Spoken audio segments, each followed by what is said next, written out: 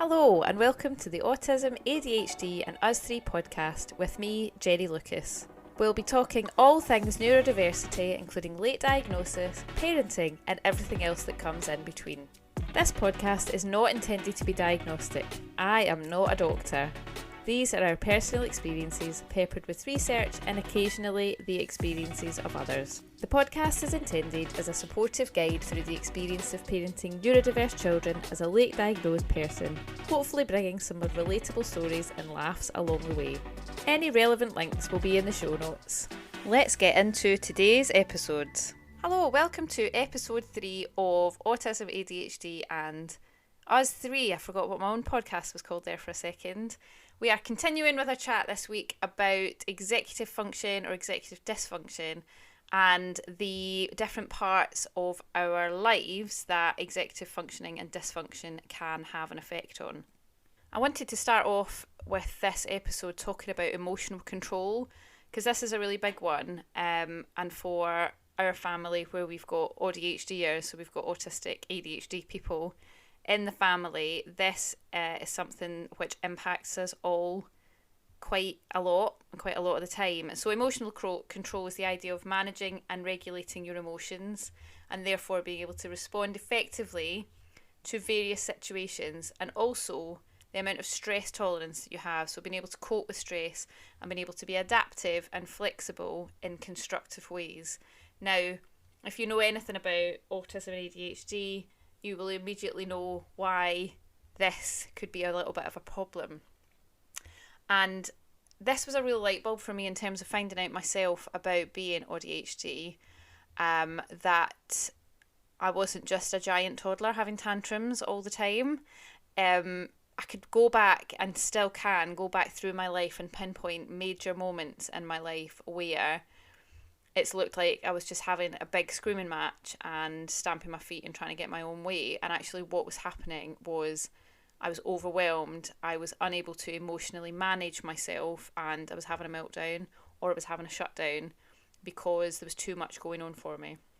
And I was unable to regulate my emotions and respond effectively in those situations.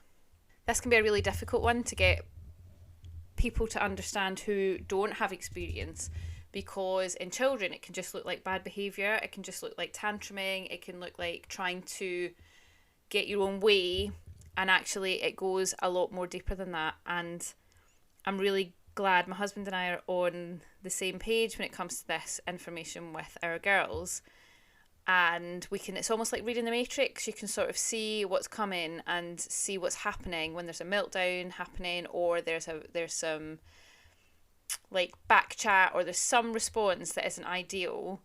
We can unpick where that's coming from and allow for it in terms of not then flying off the handle and having a go at them in that hot, fiery moment about the use of their language or their tone or being disrespectful or those sorts of things. There's times and places for those conversations, and they are not right in the middle of a meltdown. I've always come across as quite an emotional person. And it still frustrates the hell out of me now that if I am worked up about something or stressed about something and I need to talk to somebody about it or have a conversation or have a difficult conversation, usually what happens is that I'll cry, or there'll be tears, or my voice will be wobbly, or I will look in some way emotionally unstable. And it's really irritating because it just makes you look weak or out of control. And in some respects, you are kind of out of control because I can't stop that from happening. But at the same time, it's once you have an awareness of it in yourself, it's easier to understand and sort of allow for, be able to take a minute or to let it out and have a bit of a cry and then regulate enough to be able to come back and have a more measured discussion about something. But it always used to frustrate me. And as I said, it still frustrates me, but I understand more now where it's coming from. And I can see that in other people now as well, which is really helpful because it just allows you sometimes to have the space to have a pause, to give other people the opportunity to regulate, and then be able to have sort of sensible, calm discussion about things.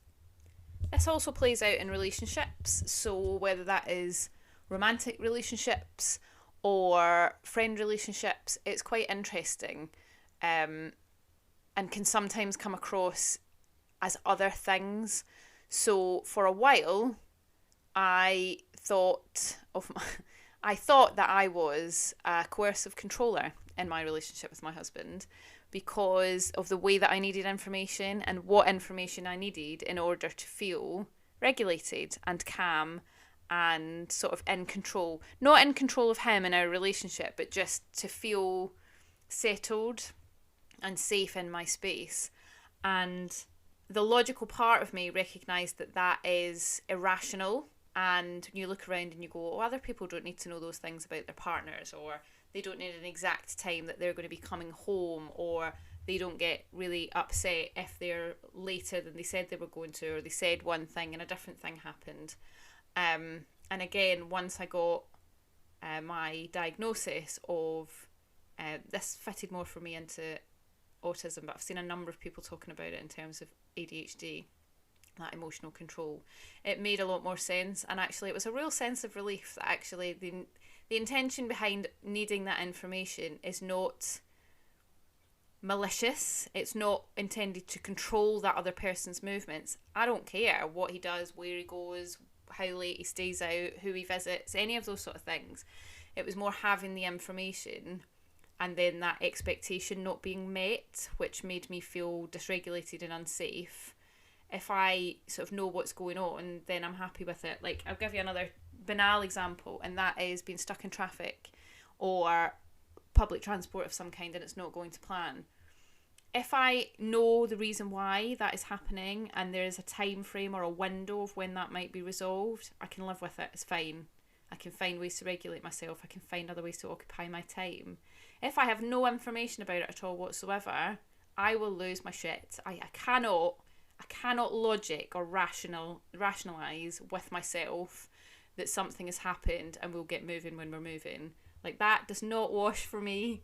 Frustratingly, despite how hard I try to rationalise and logic with myself, it still really upsets my nervous system and makes me feel really dysregulated.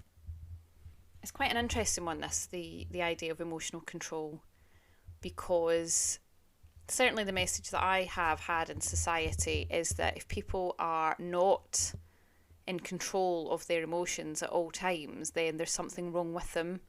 Like, they are unpredictable. We don't like unpredictability, and we don't like anything that may cause us dysregulation.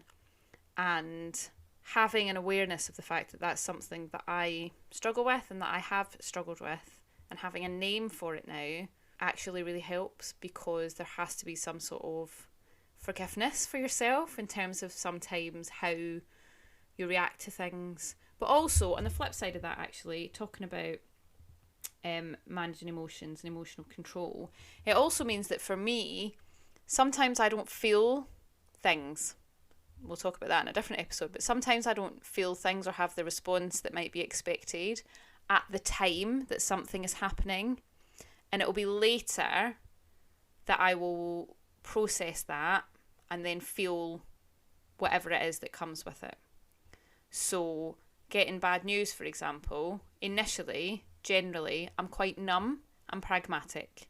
So if there's some sort of emergency has happened or a medical issue somewhere or something, the ADHD spontaneity, adrenaline part of my brain kicks in and I become very calm and pragmatic and planning and all of that jazz. Like, I can take control of a situation, and you can see why they say that emergency services workers, some of them are likely to be attracted to that job because of the ADHD, because of the dopamine rush, and you know that they're the people that can be really calm in challenging situations because the adrenaline's flowing, and they can like harness that and really go for it. And then it will be later on that I will suddenly comprehend what it is that is happening, and then it hits me like a ton of bricks.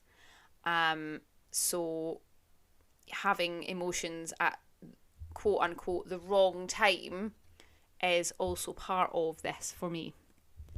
Now, I'd say that coping with stress and flexibility and adaptability all kind of come together for me in one thing. And again, depending on what else has been going on in my world and how regulated I'm feeling will depend on how flexible and adaptable I am able to be in any given situation. Goes probably without saying that when I'm more tired and overwhelmed, I am less able to cope with unexpected change and be adaptable and flexible. I'd like to think of myself as quite a flexible person. There's also quite a big part of me that's been a people pleaser for a very long time. So there are aspects of myself that I have masked in terms of not being comfortable with stuff and actually not being that flexible about things, but I'm masking, I'm covering it over because I'm a people pleaser. But this is something that some people can really, really struggle with, and this is something that people will say was like a standout thing for them in terms of an autism diagnosis, is that inflexibility, the inability to task switch easily, to go from doing one thing to another without feeling dysregulated or startled or overwhelmed. And that is really, really impactful on them. And we're mindful of this with the girls. We will give timers, or we'll give warnings of things that are about to happen. And actually, now that I come to think of it, when my eldest was born, and when she was little, actually, not so much when she was born, I would always give her the plan of the day.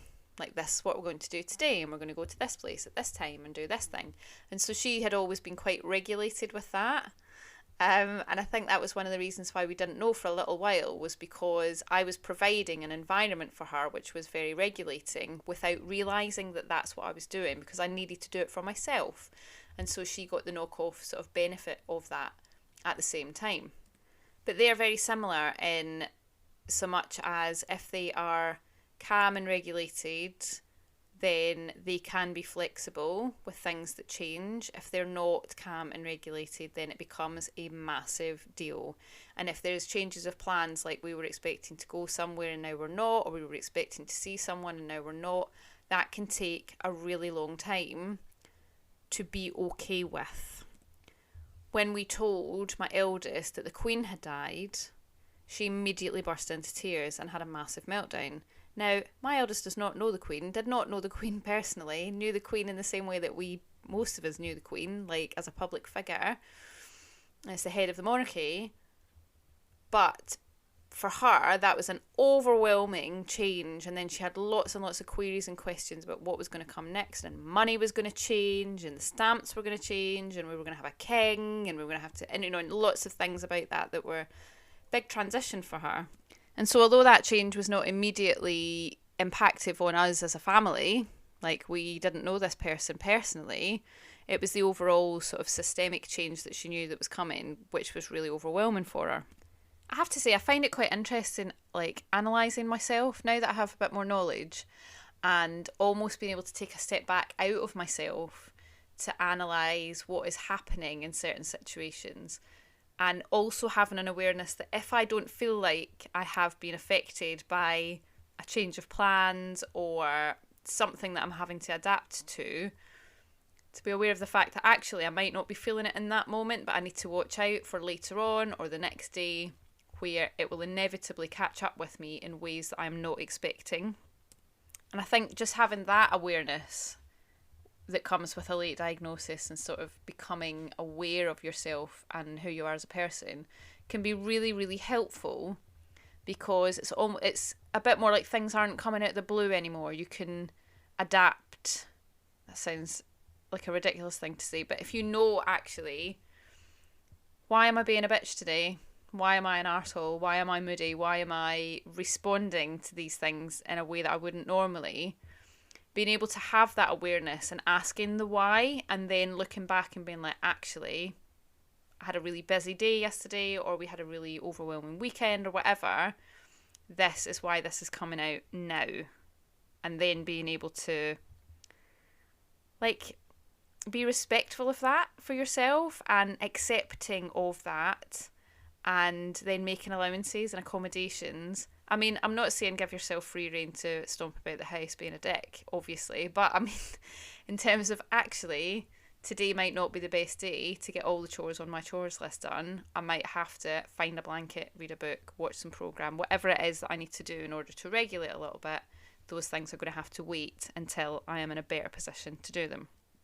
What's really useful for us though as parents is, with this knowledge about sometimes emotional dysregulation and about how flexibility and adaptability and change can be an issue, it really influences the way that we communicate with the kids and the way that we talk to them, the way that we present them with information, and the way that we handle them if they are experiencing overwhelm, meltdown, kicking off, whatever. It also plays into if they are struggling with food, if they're struggling with sleep, like all of those different bits of dysregulation, we have an awareness now of sometimes where it's coming from and what is happening.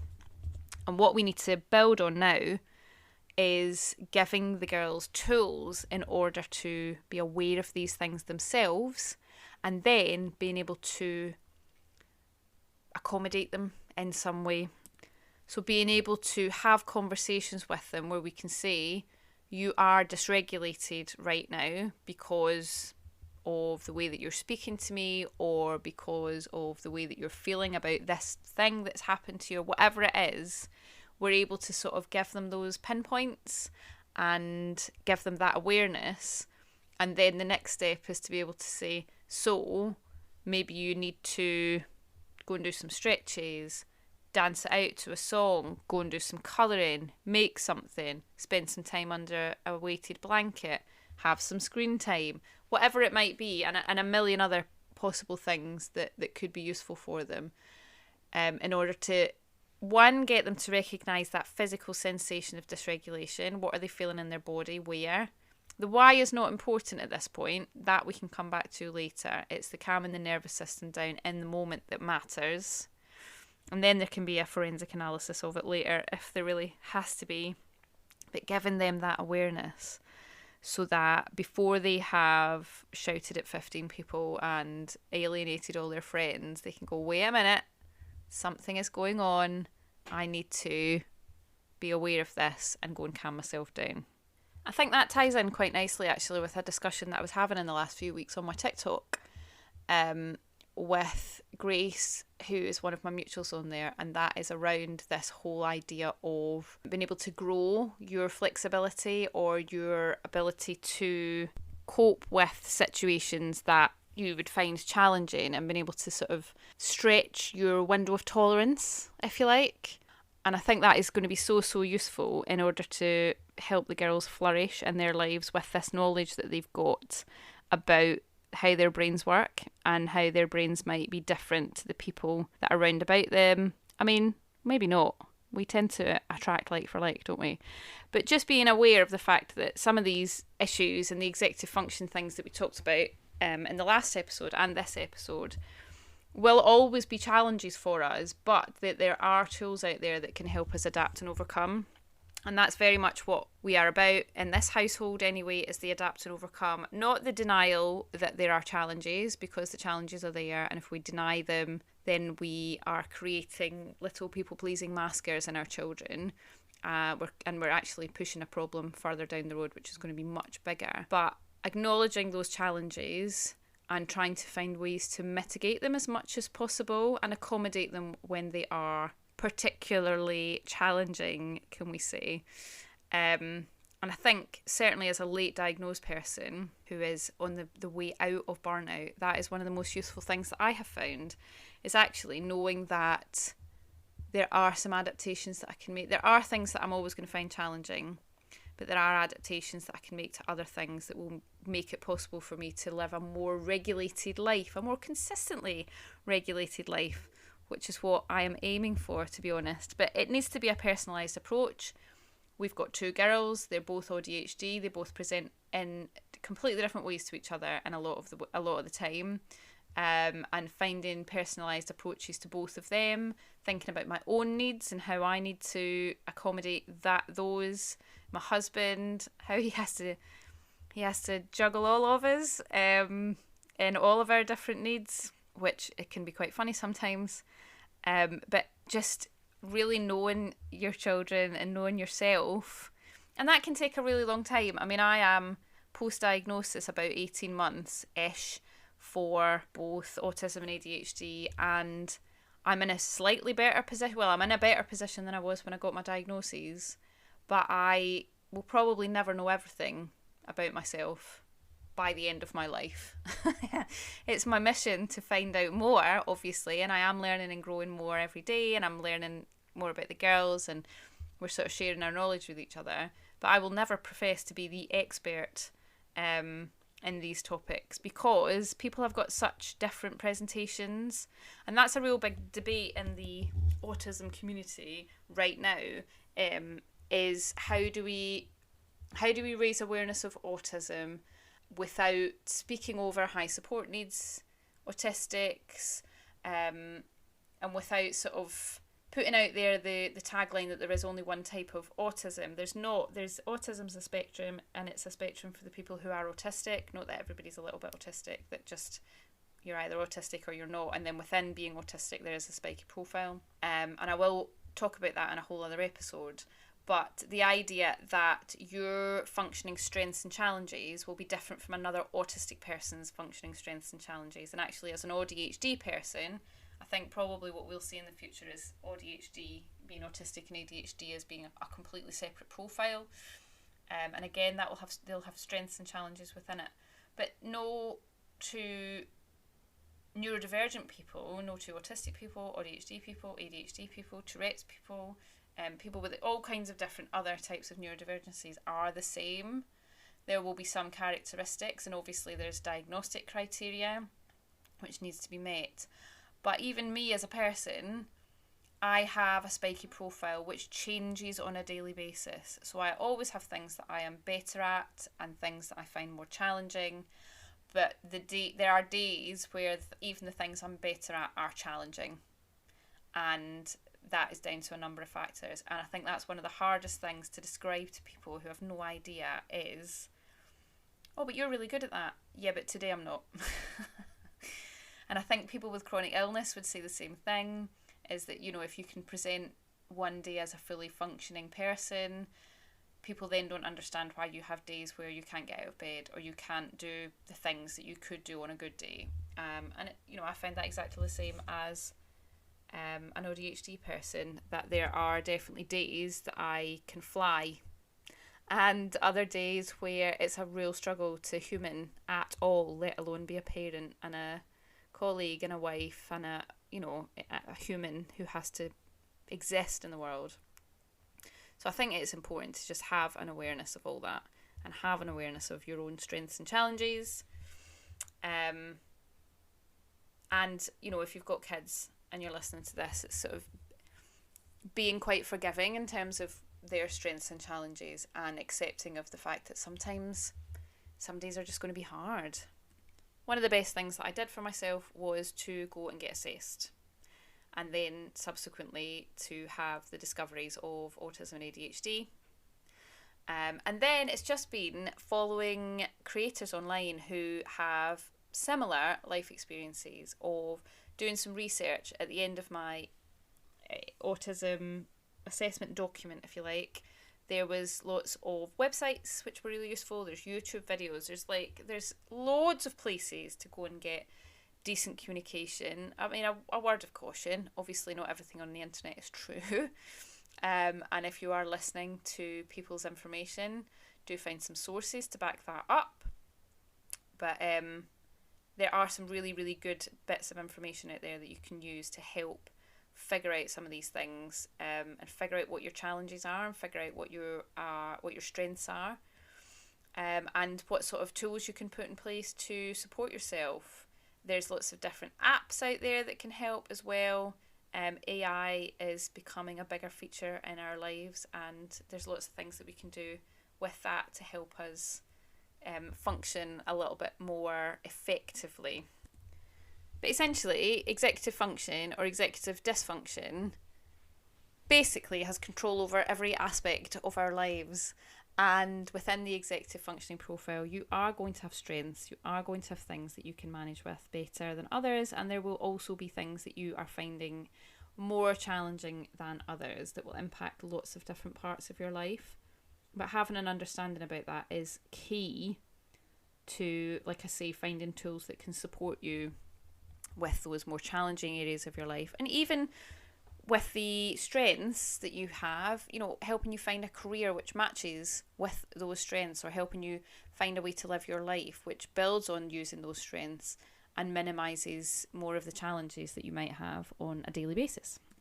So I hope that you have found these 2 episodes on executive functioning enlightening and useful, and that you have potentially been able to identify yourself or your children or the people that you love and know who are ADHD within them. And like I've said before, if you want to leave me any comments or leave me a review, then please do. It just helps to talk to the algorithm to get this podcast pushed out there a little bit more. But I'm also over on TikTok at audistically.me. Audistically.me. There's a link in the show notes to my TikTok profile, and also my link tree with other ways to get in touch. If you've got any particular topics you would like me to talk about, or if you'd like to come and join me on the podcast and talk about any particular topics, please do get in touch. But for now, I will say goodbye, and I will see you next time. Thanks for listening.